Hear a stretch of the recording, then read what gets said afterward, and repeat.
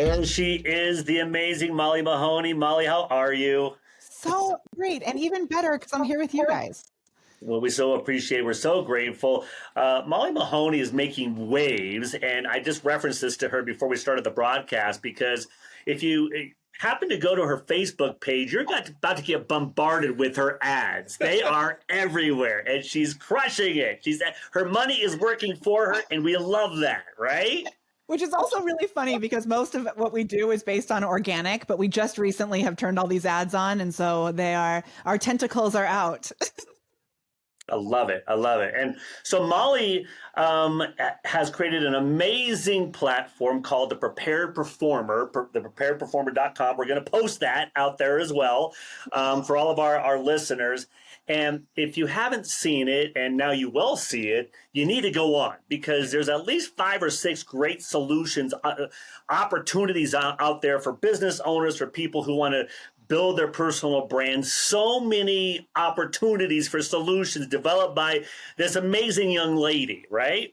And we're going to tap into it. But as we explained, this is Top 3 Thursday, dedicated to the event professionals, just trying to navigate the event world as the best we can with one of the most stressful jobs out there. And Molly's about to relieve that stress for us, especially on the marketing side, because she's a marketing monster, a marketing Molly. That's a new phrase, a marketing Molly. Okay, all right, taking over. Yes. So first of all, Molly, before we get into the question, when did you first start to integrate AI into your world?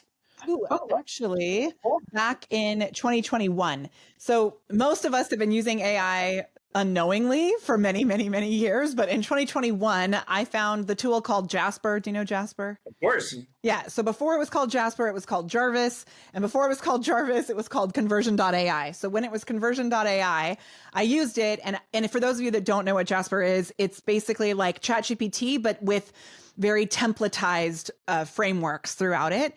And it blew my mind. I would tell my kids bedtime stories with it. Our whole family was obsessed.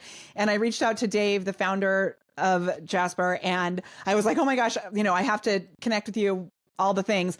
And we ended up going all in on that tool and launched a program called Dancing with Jarvis because we wanted to show people that when you're using AI, you can't just put stuff in and then use exactly what the AI platforms give you. You've really got to be able to dance with it, and you've got to know that it's a two-way dance. It's not just throw everything at it. And so we launched this program called Dancing with Jarvis, which then they changed their name to Jasper. And I was like, don't ever build your brand around someone else's tool. So now it's called the Content Club, but we've been teaching AI since 2021, which is pretty cool. How did you know? How did you know that AI was going to be, you seem to be ahead of the curve on that. Yeah, it is something that's actually been a really cool superpower, is that I have this weird mix between being very human and weird and empathetic and messy with these tech tools. So back in 2016, we did the same thing with Facebook Live. When it came out, it was new. I had fun. We believe the more fun you have, the more money you make. And so I went all in on Facebook Live. That did really well. Then when Messenger bots came out, it was fun. I was like, oh, this can combine with live video. We went all in on that. ManyChat hired us to speak at their events. We did loads with Messenger bots. And then when the AI thing came out, I was like, oh, this is something that gives me that feeling of it feels like magic, which is usually my sign that this could be really cool. But it's that magic connected with the strategy on the back end and the fact that I knew most people would be confused by it. And so if I can take something like that and translate it for people into a language that feels more accessible, that usually tends to be a really good place for us to hang out. Great point. And it worked. Love it. And you mentioned a little bit the dancing with Jarvis. And of course, before we get into it, in your past life, you are a triple threat, right? In your New York days or California days, wherever it is, you've been just rocking those stages. In fact, working with my cohort here, Jeff, that's how we started knowing each other as well back in my first life. So tell me just briefly a little bit about that performing history. Yeah, well, so Jeff, you don't know this, but I actually mention your birthday party quite often in training videos. I've never told you this, but no. So this is actually really cool because when I first started performing, I was at an audition and I'm sure you remember this, but we were at an audition for White Christmas, which Jeff is obviously known for, in LA. Even though I was living in New York, I had come back here, and you were so kind. Like, you were just so kind. And I was this brand new performer, and you just made me feel so welcome. And then at some point after that, being back in New York, you invited me to your birthday party. At that birthday party, I met Gail C., who's now a good friend, right? So I talk about that often because it's so common in the business space that we feel like we can't really build relationships, and we either go all in and get stuck in the friend zone, or we become total creepy salesy weirdos and turn into Charlie the Anvil salesman, like really, really pushy Ally Hackam style. And for me, like, that moment with Gail was such a big, honestly, change in my life, because when I saw Gail in the future, then I had that connection with her because we had met outside in like a regular situation. Yep. And so having that as a touch point where I could just be a normal human being who wasn't like, give me the job, it allowed her then to think of me when I was like always the understudy that would come in and save the day. And so they had lost the test, and they're crazy for you. And she was like, oh, Jeffrey's friend. So then she called me to come in for that audition. And moments like that, you don't realize that they're going to have such a big effect on you, but they do if you can actually just be a regular human. Yeah. So, it's pretty cool. So that was cool. And then I did like the national tour of Chitty Chitty Bang Bang and a bunch of other really fun things, and finally decided that I wanted to get married and have kids and come back to California. And so here we are. Love it. We love it. So before we ask the question again, regarding the preparedperformer.com, there's so many great solutions that I referenced at the beginning of the podcast. All encompassing, you have to have one primary focus that's really driving you every single day, based on versus the AI side, the speaking stuff that you do a lot of speaking around the country, I'm assuming. You do business coaching, you teach people how to look on camera, how to act on camera. What is the real driving force behind the URL? Oh, well, we created, I wasn't expecting the URL question. So initially I launched this business to help performers to be able to have a career. Yep. So if you Google tap dance terminology, I am the #1 search result, which is really weird. And I've had loads of people tell me that I need to remove it if I really want to optimize for my SEO, but I don't want to like deny that part of my life. So try it. It's a fun party trick. And I used to put out this whole like Ask the Agent series and all of this. It really was about being prepared as a performer in like the musical theater sense. And I did audition coaching, and I taught singing lessons and all of this. But in 2016, when Facebook Live came out, I launched a course called Prepared Performer Profits that was the cure for the starving artist syndrome. And it failed miserably because I learned that if you call someone a starving artist, they probably won't buy from you. So I should have changed my messaging in that. But in that moment, I realized like I made this huge list of things I could pivot to. And instead of teaching performers to have a business, I started teaching business owners how to perform.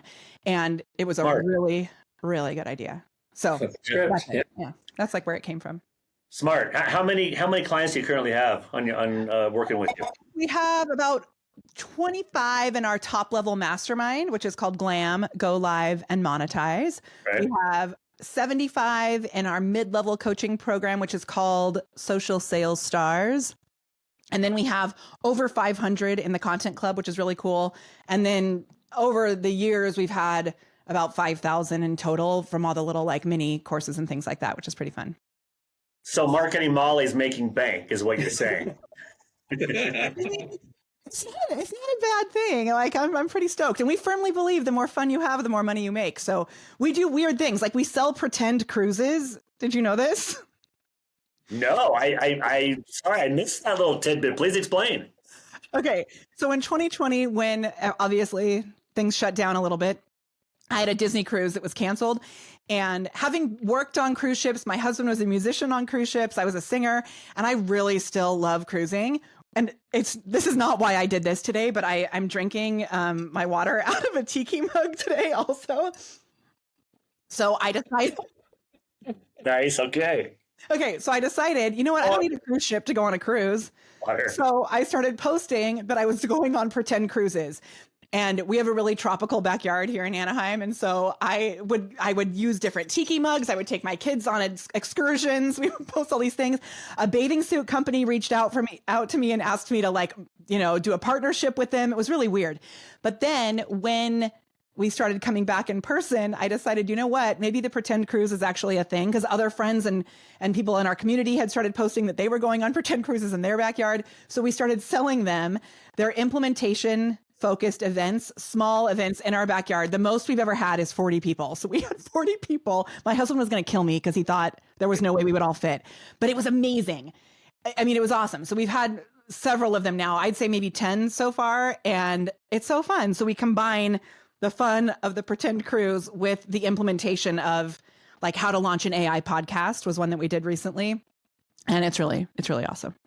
What a great idea. I love that to death. You know, we call it edutainment in the event industry, right? Exactly. That's what it really is. Yeah, love it. Love it. Okay. I wanted to mention one thing.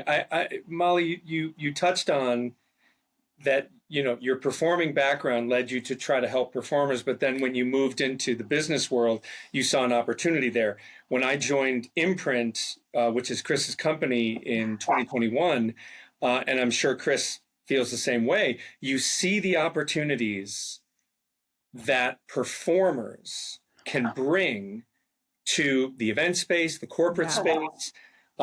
It's so clear, and for any performers out there who might be listening, there is a space for you. You know, it's like necessary. It's not just that there's a space, like, we need more of you. Yeah. In so many ways, like so many ways. It's just I don't know, Jeffrey, if you've seen this, but there's like a block around it that I find with most of my friends in that space. And when I can help them to shift and, like, pull the curtains from their eyes, I guess, and realize we can still do exactly what we were doing as, you know, performers in the conventional sense, but there's so much that we can bring to the business world and be able to make an even bigger impact by combining the two together. So it's been really cool. Yeah, it's awesome.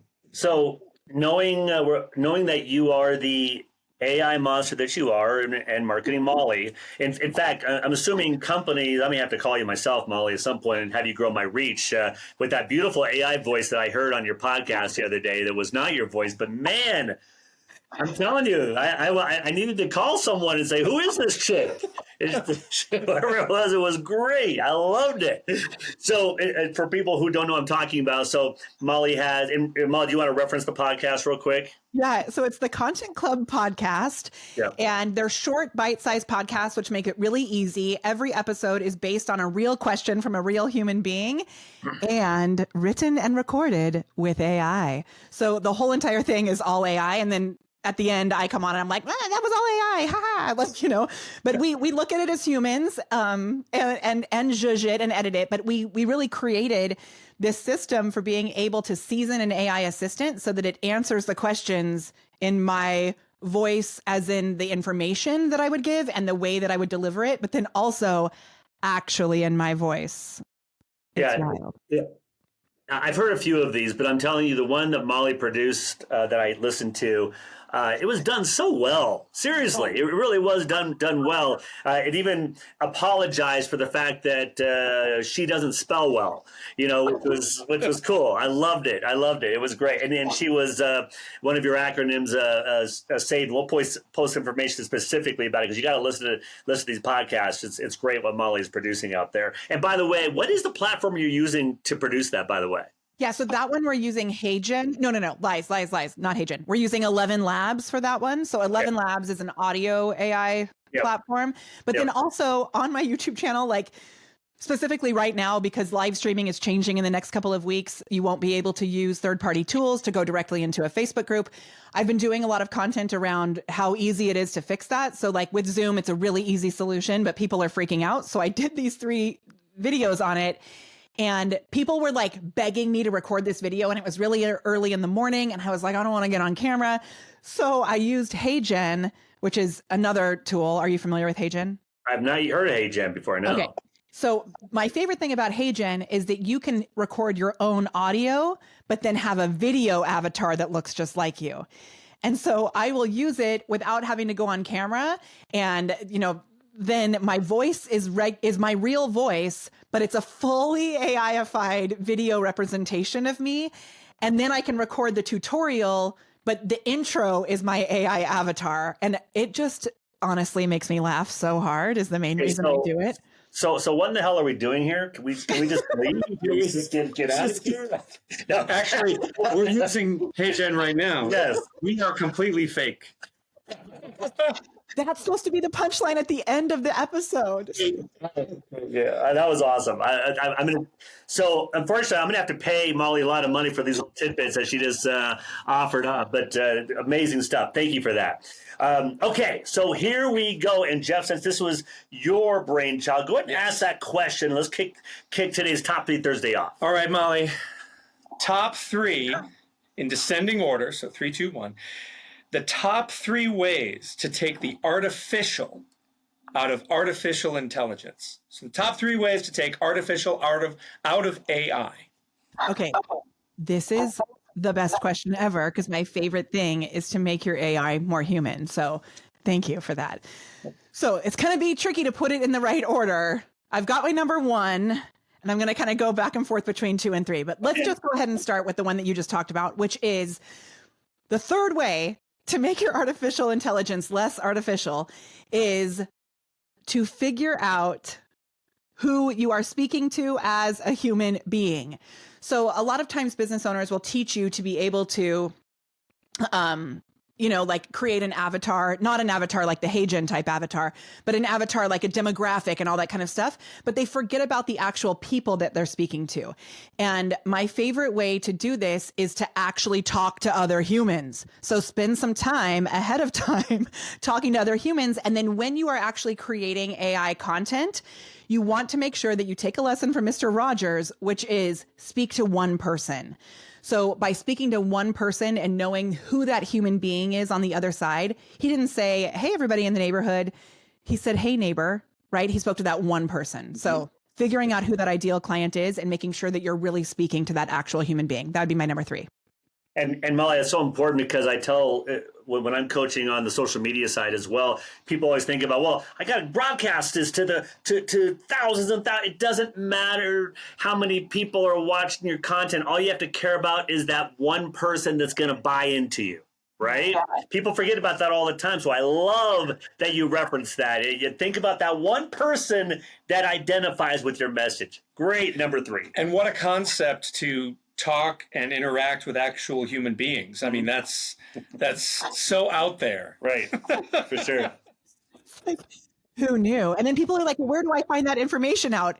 You talk to them and ask them the questions. Like, if we don't start from that, we have in our company, we have our like mission and the things that we stand for. And one of the things that we stand for is that automation will never replace human beings. And every interaction that we have starts and ends with that human touch. So you've got to make sure that you do that. Love number 3. Right. That was great. All right, number 2. Okay. Number 2 is going to be to incorporate humor. So people in business especially often talk about making sure that we understand the pain points of our ideal client. And while I do know that, that commercial in the 80s that was like the Life Alert commercial? I wasn't born yet. I was 94. So sorry, I don't remember that. But keep on going. Sorry. For you old people, you can continue to talk about it. Go ahead. We'll keep talking about it. Okay. So there's a commercial that's like, have you fallen and you can't get up? Yes, I remember it, Molly. I remember. Trust me. I remember. I'm about to fall over. Okay. So that is the quintessential AI copywriting framework, which is the PAS framework, which is problem, agitate, solve. And you've Say that again, Molly. Say that again. We don't want to lose that. Say it again. Okay. Problem, agitate, solve. Yes. It is real good, right? And one of the things that I'm so grateful to Jasper for is that it taught me all of these copywriting frameworks. So now they're really kind of a part of me. But the problem with AI, especially if we're talking about an AI content creation, because we can use AI for all kinds of things like data analysis and all kinds of stuff. But in content creation, the problem is that these frameworks are so ingrained into the system that you may hear like, this isn't just a XYZ, it's an ABC, right? It's like, it's not only a yada yada, it's a blah blah blah. Those are all little frameworks, and the hyperbole and all of that is like baked into the AI. So now if you hear words like supercharge, game changer, treasure trove, and the kicker is those are all things that we've noticed that AI says a lot. And therefore, when we start to say those things as humans, we start to sound like AI. Do you notice that? Interesting. Yeah, for sure.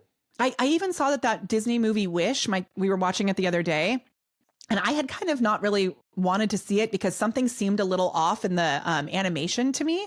And I said something to my son and he was like, yeah, mom, he's 10.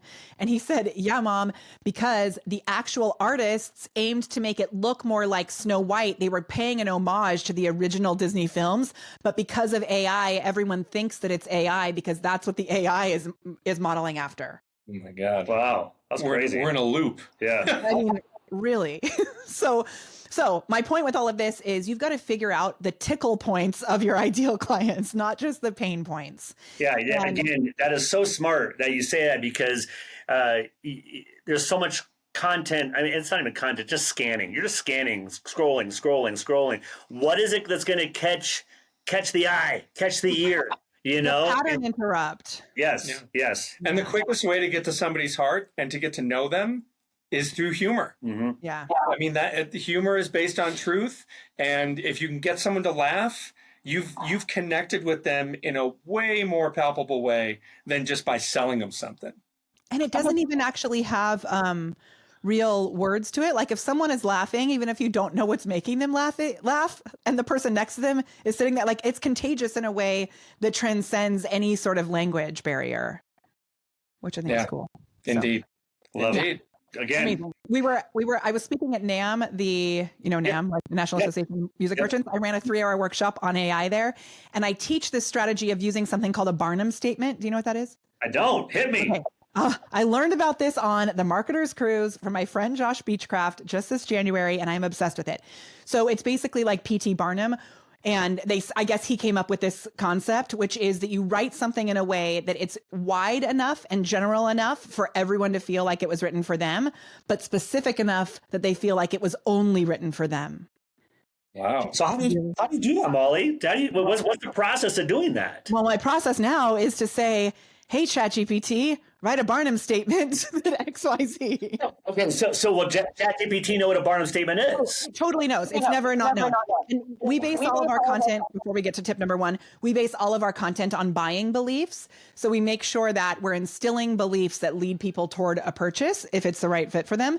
Yeah. And so we'll say, we have a whole system where you create a list of buying beliefs, like I won't go into them, but buying beliefs. And then we have like 10 different types of buying beliefs that you create. And then I say, write a Barnum statement to instill each of those buying beliefs.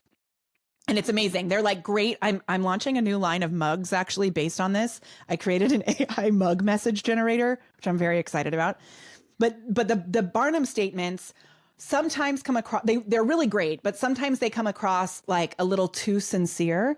Yeah. And when I was doing this at NAM, this guy who now is a good friend of mine, he raises his hand because we did questions and he raised his hand. There's like 600 people in the crowd, right? And he raised his hand and he's like, this is all great. However, I own a saxophone repair shop.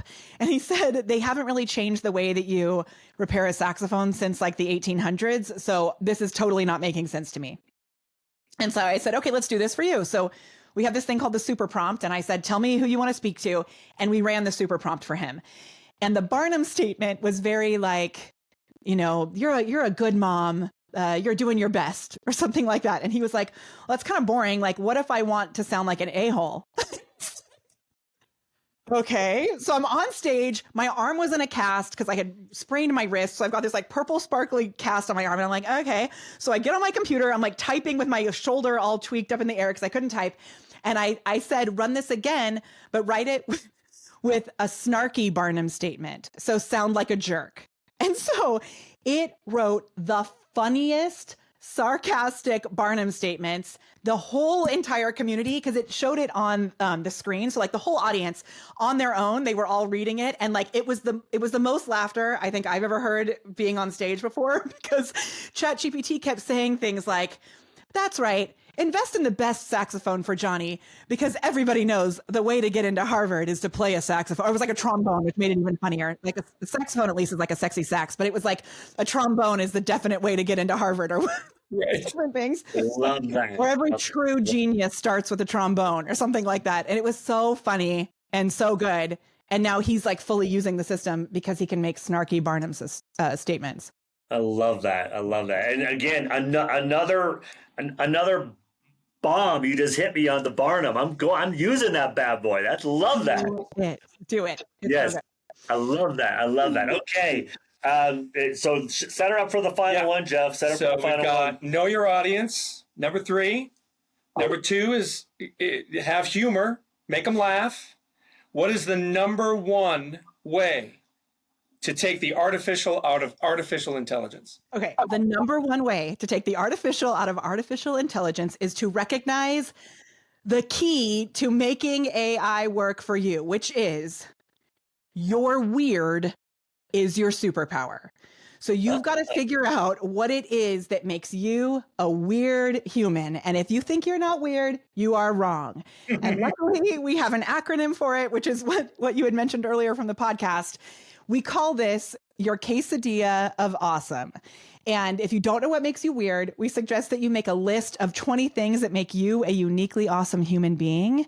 And then you weave that into everything that you do. You feed this into the AI, and then you start to weave this into your content, into your coaching, into your, networking, whatever, all the things. Your weird has to be a part of your brand. Otherwise, everybody else is going to out content you, and you will disappear into the oblivion of zombies. Okay, so I'm having a brain meltdown here for a second. So when you say, okay, so I love this, by the way. I was so blessed to have someone like you give us the hacks that we've been yearning for. But let's talk about this for a quick second. So finding the weird, love it, but it still has to be prompted in, right? So is there like a tool out there that I'm prompting my weirds in, or do I have to prompt my weirds in every single time I want to prompt something that I want to start posting? Okay, so to be very clear, there's a million ways that you can use AI, right? But if we're talking about AI in the terms of like copywriting, let's say, yeah, we actually season our AI assistant. So you can do this with Claude, ChatGPT, Magi, whatever you're using. But let's just say we're only focused on ChatGPT. They have the ability now, if you're using the paid version, you can create your own custom GPTs. Have you done that? I have the paid version, but I haven't made my own. I just got on Claude just now, and I have been using Gemini actually more than GPT because of the real-time attributes of it. But please do tell, Molly. Okay, and all of this would work with Gemini, with Perplexity, with whatever. It'll work with all of these things. But the thing that is really great about ChatGPT is you can build these little custom GPTs without having to hire someone and pay them like $1 bajillion to build your own language model, blah, blah, blah. So inside the GPT, or if you're doing this in Claude or Gemini, whatever, basically we have a system for distilling your company information. So it's your company information, your ideal client, like the human being, not like, a fake avatar, your ideal client, the programs or services that you have. And then we include your expert bio and your quesadilla of awesome. So it's this list of these 20 things that make you make you a uniquely awesome human being, authentically awesome. And I can go over what they are if you want to know real quick. Yeah, hit me, Molly, please. Okay. So the word is SAVE. It's an acronym. Yep. You may think it's spelled SAVE, but I can't spell, so I spell my acronyms wrong. 2 ways. Yep. So it's SAAVE.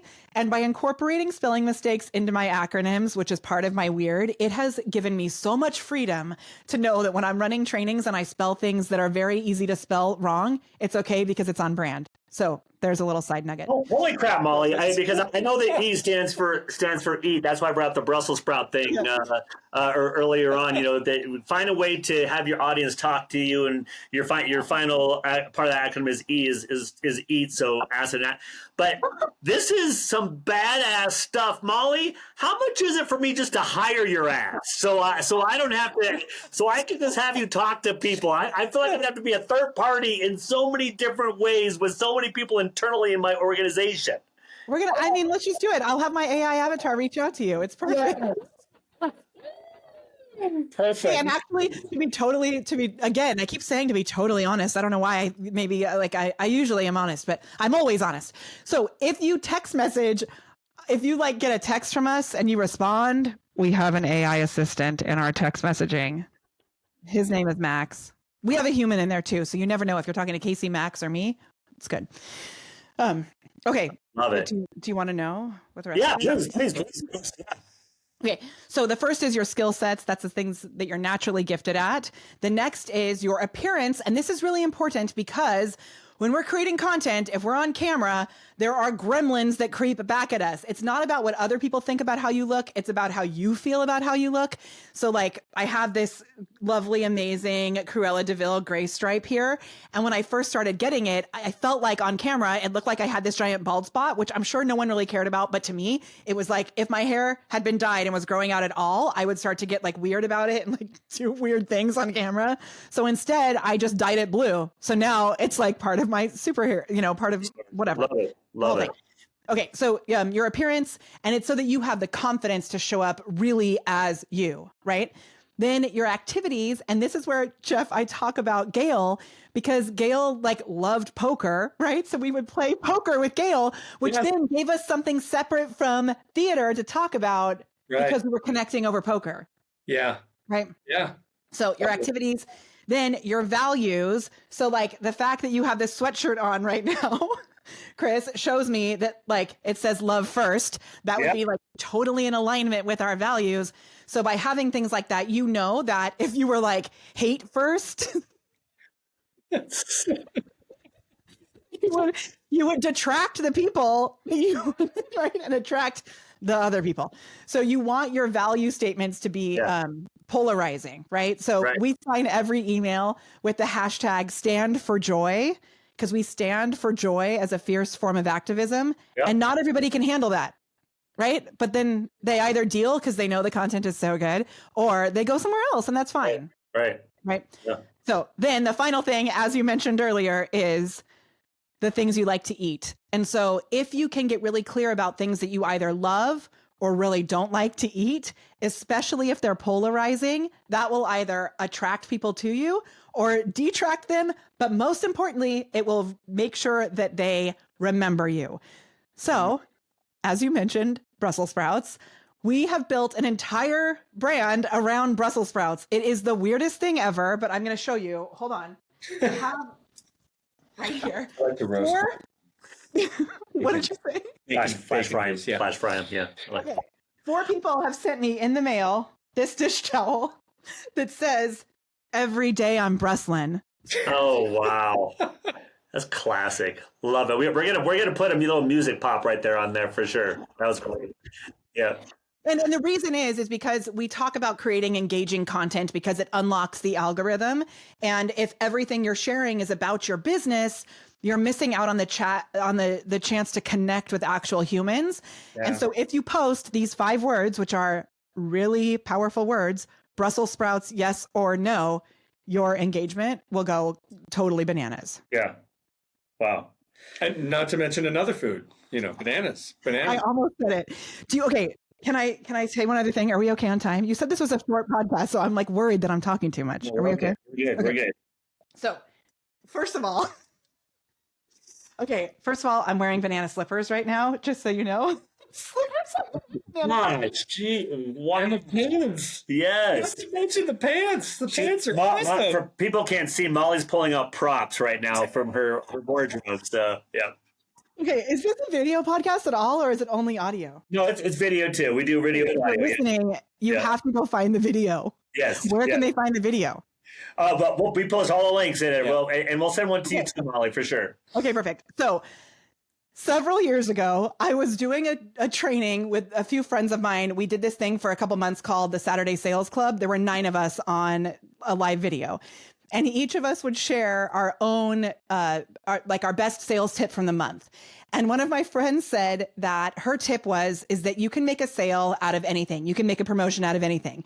And she said, for example, this month it was National Banana Pudding Day. And so she said that she did a bananas promotion, and in honor of National Banana Pudding Day, she offered some discount and she made loads of sales. Well, when she said this, without missing a beat, I said, that's so bananas. I've got to call that in on my banana phone. What? That's the performer. That's what you're talking about. Love it. Props. I had a golden banana, a giant golden banana sitting on my desk because I used to say, oh, that's bananas a lot, right? And so I saw this at IKEA and I thought it was funny. And so I didn't know what I was going to do with it, but I pulled it up and I was like, I've got to call that in on my banana phone. Our community went crazy. Everybody was like, oh my gosh, banana phone. All of my friends like dying laughing. So now we actually we have several different levels, but we have one mastermind that's $30,000 for the year. Those members all got golden bananas. Wow. And they now use it as the way to call in their future gratitudes. Wow. Nice. I ordered 50 of them from IKEA. That is and so amazing. now they don't exist anymore. So our Sales Stars members we have smaller, like, I found them in a secret place, but they're like smaller, like paper mache bananas. And everybody knows if they call it in on the banana phone, then it will happen. You know, that's all of these have been ridiculous value bombs that you've been laying on us. So we could not be more appreciative. You know, and if Molly, you ever happen to stop wanting to own your own business, there's countless Fortune 100 companies that are going to be knocking on your door in a heartbeat, because that's where obviously this world is going. I can't wait for just my own team to hear some of these things that you've you've communicated with us this afternoon. In fact, I almost feel like at some point, you know, this is all going to shift. AI is going to continue to grow. I'm going to have you be like a reoccurring character. I'm going to even create a show called Marketing Molly Show. You know, it's because you have too much. It's too much. That's definitely my problem. So I'm here for it. Let's do it. Good. Well, there you have it. Top 3 Thursday, taking the artificial out of AI. Molly Mahoney making it happen for us, and we're going to post out all of her fantastic things that she does through Instagram and Facebook, and of course, the preparedperformer.com as well. We could not be more appreciative of everything that you share with us this afternoon, and we're having this lady back because she's too much. Yeah. We need more Molly in our lives, and she is a drug. Trust me, she is a drug. We need more of her. Molly, thank you so much. You're the best. It's Top 3 Thursday from Chris and Jeff. We'll see you next time.